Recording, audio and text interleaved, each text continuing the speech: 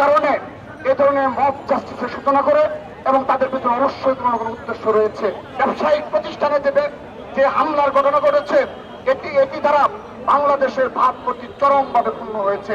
1948 সালে এই অবৈধভাবে এই দখলদার ইসরায়েল প্রতিষ্ঠা হওয়ার পর থেকে কয়েক লক্ষ ফিলিস্তিনিকে হত্যা করা হয়েছে। বিশেষ করে সর্বশেষ 2023 সালের 7 অক্টোবর থেকে চলমান এই গণহত্যায় ইতিমধ্যে প্রায় 51,000-এর অধিক ফিলিস্তিনিকে হত্যা করা হয়েছে। তার মধ্যে বেশিরভাগই হলো নারী ও শিশু। আমরা যারা শহীদ হয়েছে তাদের আত্মার মাগফিরাত কামনা করছি এবং এই ইসরায়েল দখলদার ইসরায়েলের এই আগ্রাসী গণহত্যাকে ছাত্রদল ঘৃণা ভরে প্রত্যাখ্যান করছে, ঘৃণা জানাচ্ছে। আমাদের নিন্দা জানানোর কোনো ভাষা নেই। এমন কোন শব্দ অ্যাপ্রোপ্রিয়েট না যে শব্দ দ্বারা এই গণহত্যাকে বোঝানো সম্ভব হয়। সে ধরনের নৃশংস গণহত্যা চালানো হচ্ছে। বিশ্বের ইতিহাসে বিরল এ ধরনের গণহত্যার ইতিহাস।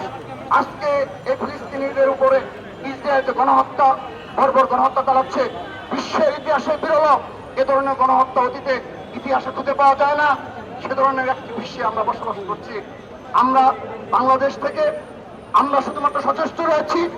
আমরা ধন্যবাদ জানাচ্ছি যুক্তরাষ্ট্র সহ ইউরোপের সকল কান্ট্রিতে এবং দক্ষিণ এশিয়া এবং বাংলাদেশের আপামর ছাত্র জনতাকে যারা ইতিমধ্যে সকল তাদের রক্তচক্ষুকে উপেক্ষা করে রাজপথে প্রতিবাদে সামিল হয়েছে, তাদেরকে ছাত্র দলের পক্ষ থেকে ধন্যবাদ জানাচ্ছি এবং সেই সাথে নিন্দা জানাচ্ছি। গতকাল যুক্তরাষ্ট্রে 5 বাংলাদেশি সহ প্রায় 400-এর মতো শিক্ষার্থীদেরকে ভিসা বাতিল করা হয়েছে।